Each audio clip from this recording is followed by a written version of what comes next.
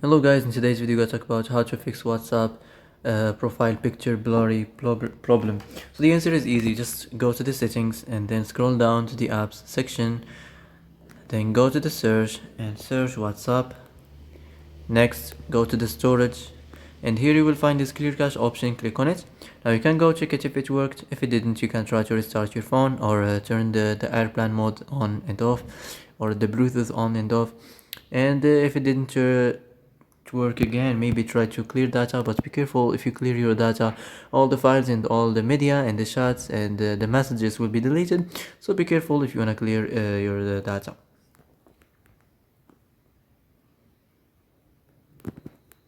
So that's it for today's video. I hope this is the answer you've been looking for.